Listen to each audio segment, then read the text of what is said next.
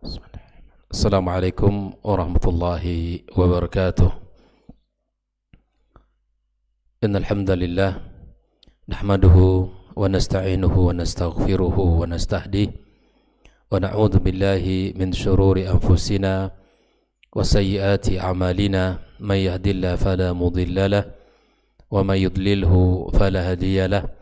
Asyhadu an la ilaha illallah wahdahu la syarika lahu wa asyhadu anna Muhammadan abduhu wa rasuluhu sallallahu alaihi wa ala alihi wa ashabihi wa man sara ala nahjihi wastanna bisunnati ila yaumil qiyamah. Qala ta'ala ya ayyuhalladzina amanu ittaqullaha haqqa tuqatih wa la tamutunna illa wa antum muslimun.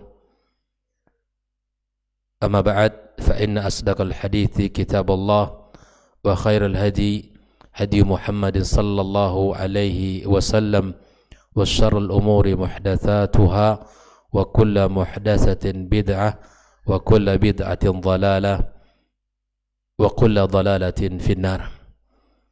Ikhwani wa akhwati fi din, kaum muslimin dan muslimat, al-musyahidin wal musyahidat rahimani wa rahimakumullah. Alhamdulillah atas segala taufik dan ma'unah dari Allah Subhanahu wa taala, pagi ini kembali kita bisa awali hari kita dengan melaksanakan salah satu ibadah yang mulia dalam agama kita, melaksanakan ibadah salat subuh.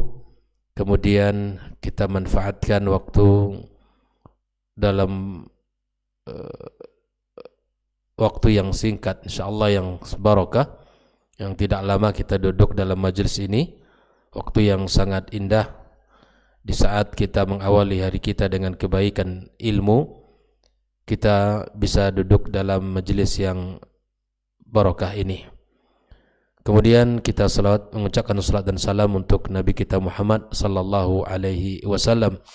Mudah-mudahan kita mendapatkan syafaatnya pada hari kiamat kelak.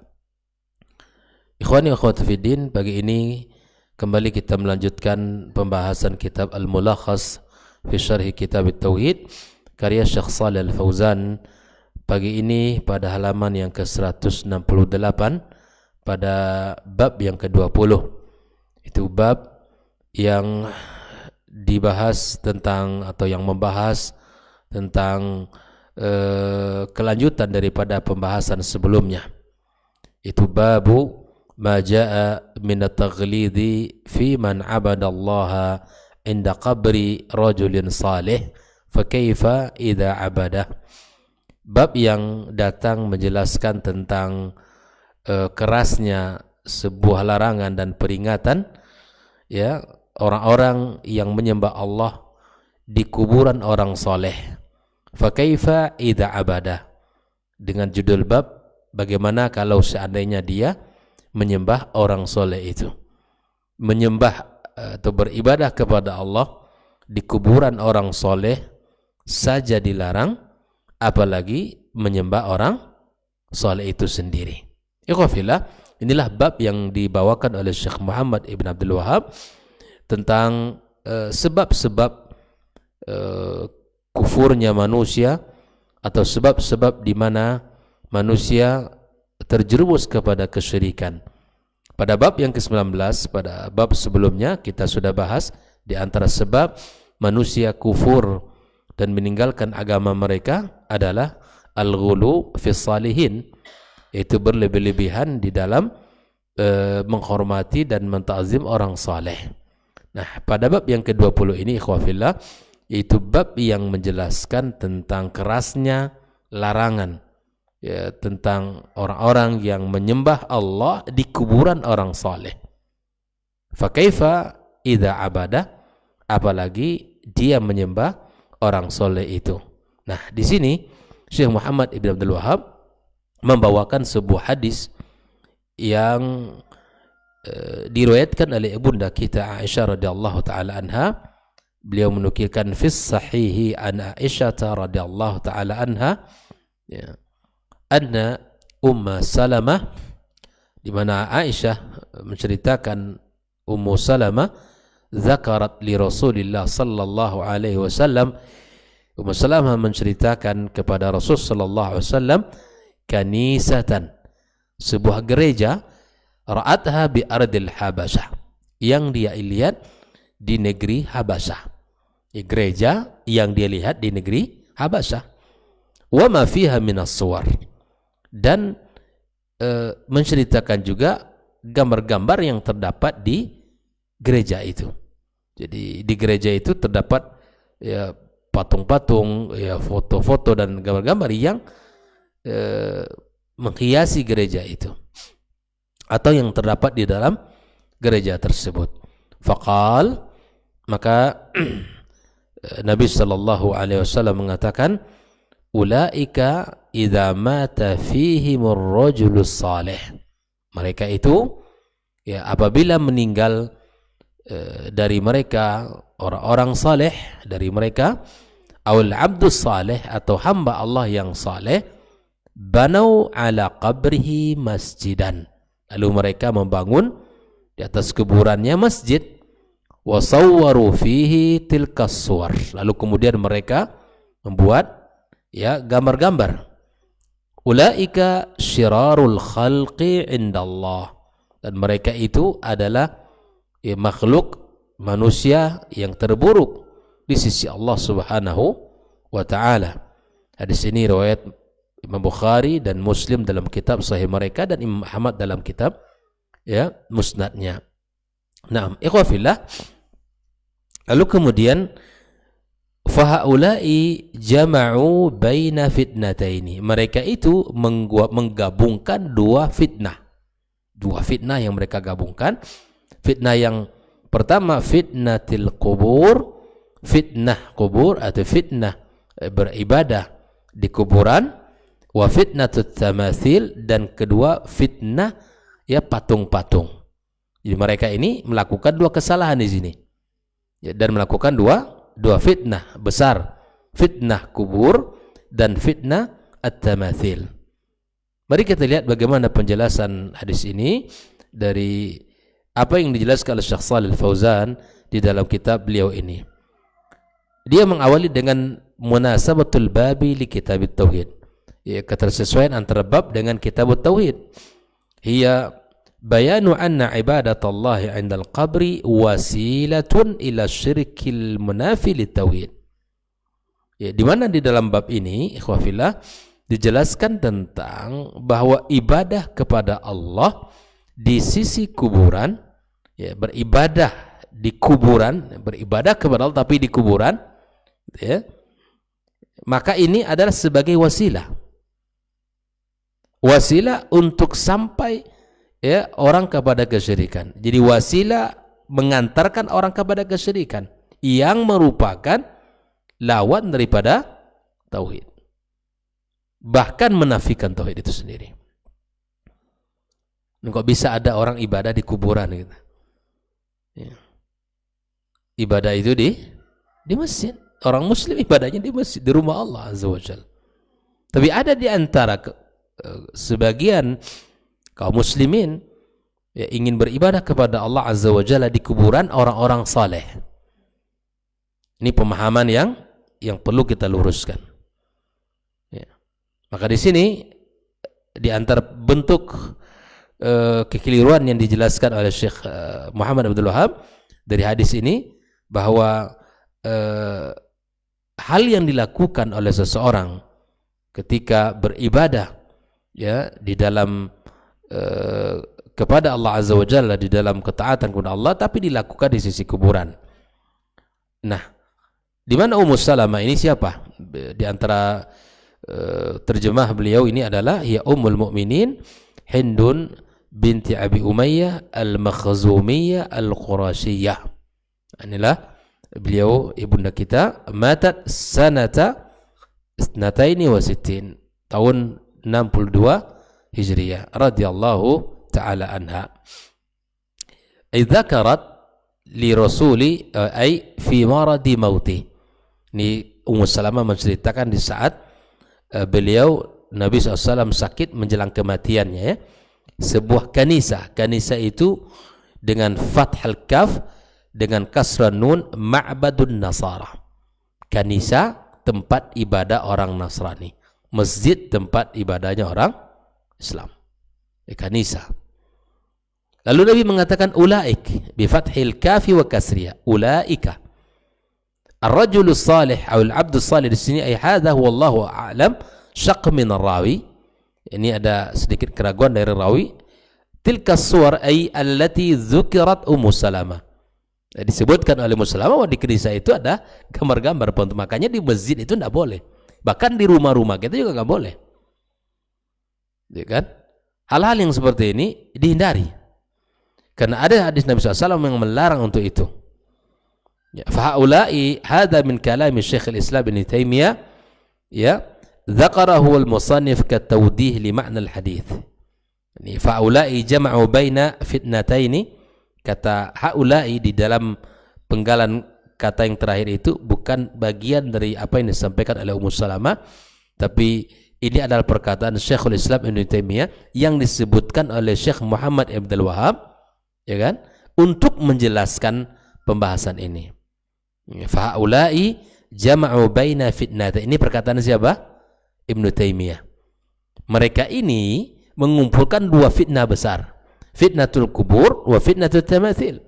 Fitnah ibadah di sebuah kuburan dan fitnah patung. Nggak boleh. Karena di hari kiamat kala orang yang membuat patung itu akan diminta Allah untuk menghidupkan patung itu. Bahkan apalagi yang menyembah patung itu. Ya. Ikhwafillah, kaum muslimin dan muslimat, al-ma'na al-ijmali lil hadis, ma'na al-global dari hadis ini apa? Anna Ummu Salamah wasafat inna Nabi sallallahu alaihi wasallam, ya, bahwa Ummu Salamah menceritakan di sisi Nabi wa huwa fi maradil maut. Ini sakit menjelang kematian beliau. Ma syahadathu fi ma'badin nasara min suwaril adamiyyin. Apa yang ia lihat ya di gereja tempat ibadahnya orang Nasrani dari gambar-gambar manusia di situ banyak sekali. Ini sebuah keheranan Ummu Salamah menceritakan itu kepada Nabi SAW. Fabayyana SAW, Nabi menyebutkan as-sabab alladhi min ajlihi, kenapa mereka melakukan itu. Nabi menjelaskan ittakhadhu hadhihi as-suwar wa huwa al-ghuluw fi ta'zimi as-salihin. Nah, Nabi menjelaskan kenapa mereka melakukan hal itu. Kenapa gambar orang-orang soleh yang dulu mereka menjadi orang alim ketika hidup, orang baik, tapi setelah mereka meninggal dunia, kenapa foto-foto mereka itu dipajang di gereja-gereja itu? Kenapa? Karena Nabi mengatakan di antara sebab hal itu terjadi al-ghuluw fi ta'zimi salihin. Ini ada kaitan dengan bab sebelumnya kan? Bab sebelumnya dijelaskan sebab orang kufur dan meninggalkan agama ini apa? Ghuluw. Nah, di sini ternyata juga diceritakan oleh Nabi kita SAW bahwa orang-orang Nasrani mereka menggantungkan foto-foto mereka disebabkan apa kata Rasul? Al-ghuluw fi ta'zimis salihin. Ya kan? Kita tidak boleh melakukan itu. Mimma adda bihim ila bina'il masajid ala kuburihim wa nasabi suwarihim fiha. Bahkan tidak hanya memajang foto-foto, tapi mereka membangun masjid di atas kuburan mereka, ya, kemudian mereka tegakkan foto-foto mereka, lalu mereka gantungkan foto-foto mereka di situ. Tsumma bayyana hukma man fa'ala dzalika. Lalu kemudian Nabi menjelaskan orang yang melakukan itu syirarun nas. Mereka ini orang yang paling terburuk. Kita tidak boleh melakukan itu.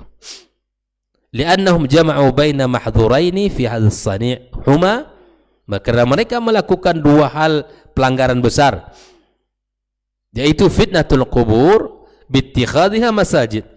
Fitnah kubur dengan dijadikan dia sebuah masjid. Wa fitnat ta'zim at-tamathil mimma yuaddi ila syirki, dan fitnah mengagungkan patung-patung yang mengantarkan kepada kesyirikan.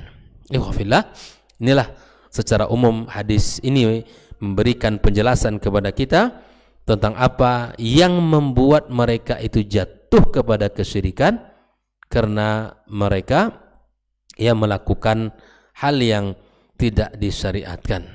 Munasabatul hadits lil bab. Apa ketersesuaian hadis dengan bab yang sedang kita baca? Anna fihi dilalal wadihah 'ala al-man'i min ibadatillahi 'inda quburis salihin. Adalah sebuah penjelasan, ya, pelajaran yang jelas bahwa dilarangnya beribadah kepada Allah di kuburan orang saleh, wa ittikhadhiha masajid, dan dilarang kita jadikan kuburan itu seperti masjid. Masjid pergi orang ramai ke situ, ngumpul di sana, ya kan, ngumpul di situ. Masjid kosong, kuburan ramai. Berpindah tempat ibadahnya dari masjid ke kuburan. Banyak mesti dilakukan itu di beberapa kuburan orang-orang saleh. Bahkan di negeri kita, ya, kuburan-kuburan para wali-wali Allah misalnya yang disebut dengan sunan-sunan, di sebagian daerah, masya Allah, tabarakallah, ramai datang ke situ, bahkan nabung untuk datang ke situ. Ya. Di dalam Islam, Nabi SAW mengatakan, la tashuddur rihal illa ila thalathati masajid. Kita tidak boleh bersusah payah mengumpulkan uang, mengeluarkan biaya yang paling besar, ya, kecuali hanya untuk berkunjung kepada 3 masjid, bukan untuk berkunjung ke kuburan orang-orang soleh. Nah, oleh karena ikhwafillah, kita harus memahami di dalam akidah kita bahwa orang soleh dimuliakan, tapi kita tidak boleh melampaui batas di dalam memberikan pengagungan kepadanya. Di dalam hadis ini dijelaskan tentang larangan beribadah kepada Allah di sisi kuburan orang saleh dan dijadikan sebagai masjid, lianna dzalika min fi'lin nasara, itu perbuatan orang-orang Nasrani, wa man fa'alahu fa min syiraril khalqi, yang melakukannya maka termasuk orang-orang yang buruk di sisi Allah Subhanahu wa taala. Ikhwafillah, ma yustafadu minal hadithi, apa yang bisa kita ambil pelajaran dari hadis yang barusan kita baca? Yang pertama, al-man'u min ibadatillahi 'inda kuburis salihin, dilarang beribadah kepada Allah di kuburan orang-orang saleh. Seperti yang kita sudah bahas sebelumnya, orang saleh, sesaleh apapun dia, ketika di dunia dia tetap membutuhkan doa. Bukan di situ kita ibadah, dan bukan kita minta doa kepadanya agar Allah berikan kemudahan dalam segala urusan kita, Allah berikan kesehatan, Allah berikan rezeki. Bukan ke dia minta sama Allah. Dia butuh doa kita. Kita datang mendoakan dia. Kita datang mengambil pelajaran akan sebuah kehidupan ini akan berakhir. Itu tujuan kita ziarah kubur. Bukan kita minta kepada ahli kubur, bukan kita beristighosah kepada mereka, bukan kita sujud di situ. Kita datang, ya, seperti mana Nabi SAW mengatakan, kuntu nahaitukum an ziyaratil kubur ala fazuruha, aku larang kalian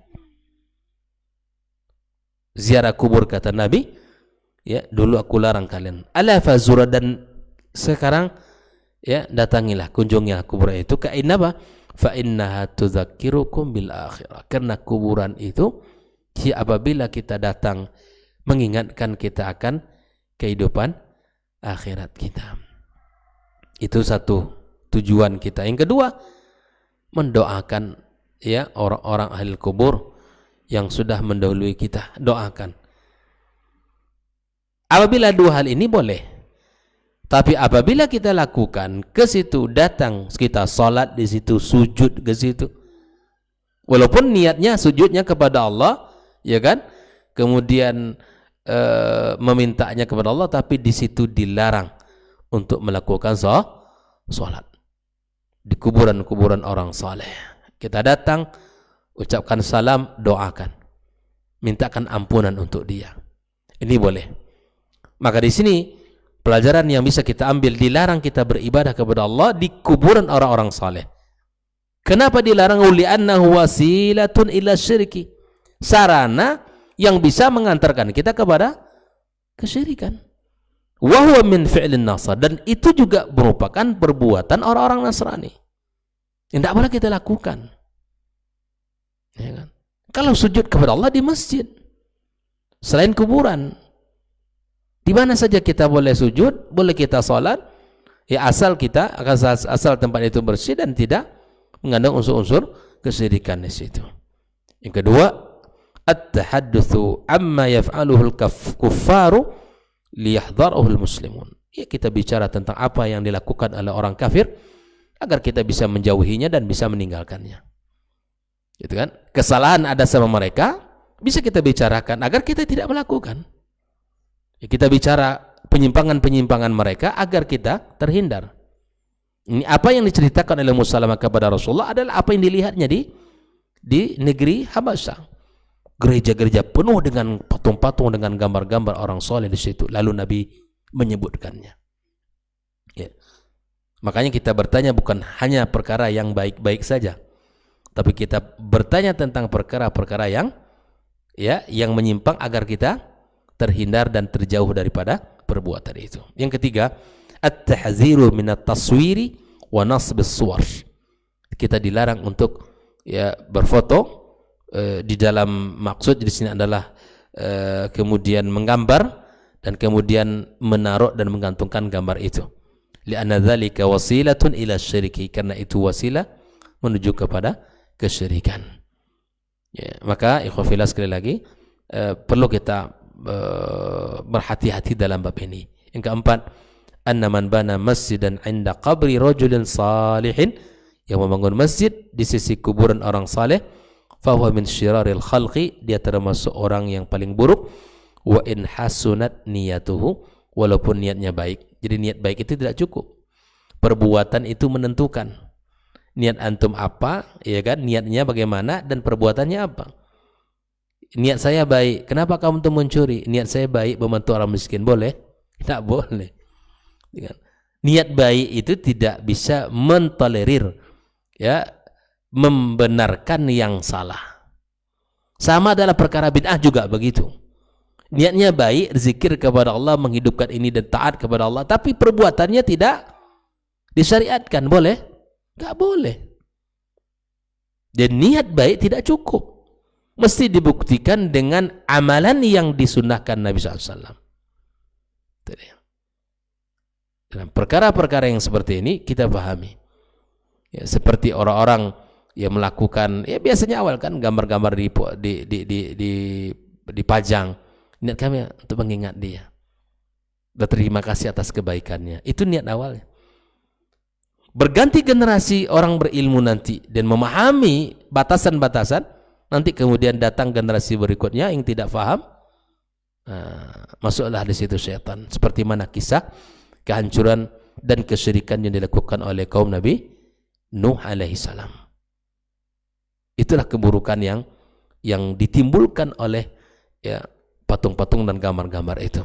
Oleh ikhwafillah rahimakumullah, maka inilah 4 poin yang disebut oleh Syekh Shalih Al-Fauzan tentang faedah yang bisa kita ambil dari hadis yang diceritakan oleh Aisyah radhiyallahu taala anha, di mana Ummu Salamah bercerita kepada Nabi SAW apa yang ia lihat di negeri Habasyah tentang gambar-gambar orang yang sangat banyak di gereja di saat itu. Maka Nabi menyebutkan bahwa itu adalah dilarang. Yang kedua, orang yang melakukan itu seburuk-buruk makhluk di sisi Allah Subhanahu wa taala. Maka bersihkan rumah kita dari pajangan-pajangan foto, dari makhluk-makhluk yang bernyawa. Bersihkan rumah kita, singkirkan itu semua, kan taruh di bawah, bahkan mungkin dibakar atau dibuang. Jadi rumah kita bersih dari gambar-gambar itu.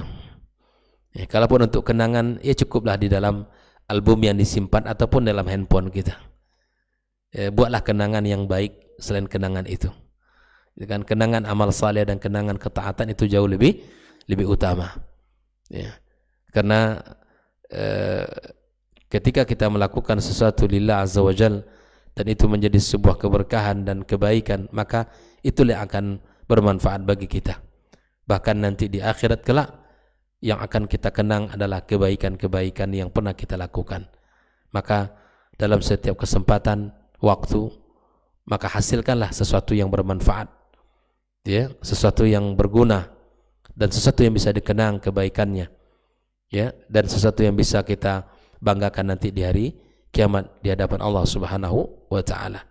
Artinya lahirkan prestasi-prestasi baik, lahirkan amal-amal saleh yang bisa kita banggakan nanti di hari kiamat kelak. Bergeraklah, berbuatlah, ya, satu demi satu, bergerak secara pelan-pelan, kebaikan-kebaikan kita ukir, ya, satu demi satu, ya, kebaikan-kebaikan kita lakukan. Kenapa? Karena itu akan bisa membawa kita kepada kebaikan-kebaikan yang akan bisa mengantarkan kepada ridha Allah Subhanahu wa taala. Alaikumsalam. Pahami bab yang ke-20 ini karena 4 bab dari bab 19, 20, 21, 22 itu akan menjelaskan bentuk-bentuk, ya, contoh-contoh yang bisa membuat mereka, anak manusia ini, anak Adam ini, kufur kepada Allah atau jatuh kepada kesyirikan.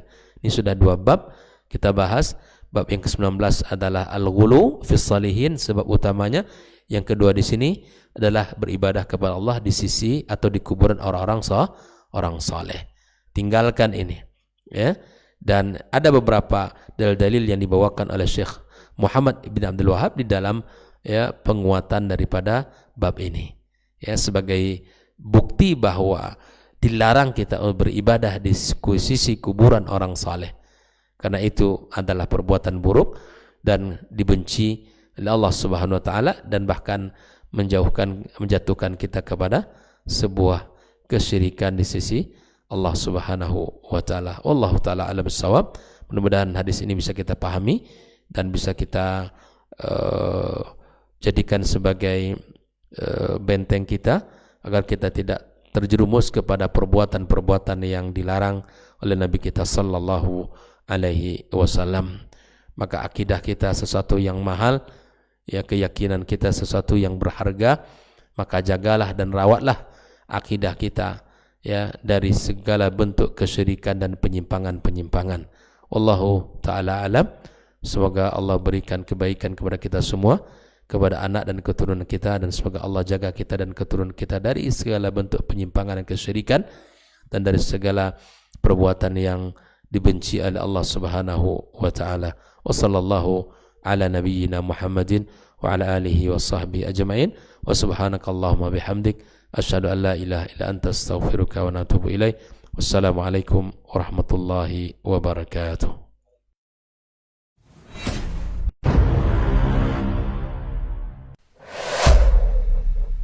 Dunia dan seisinya ini bagi Allah tak sama nilainya dengan sebelah sayap lalat.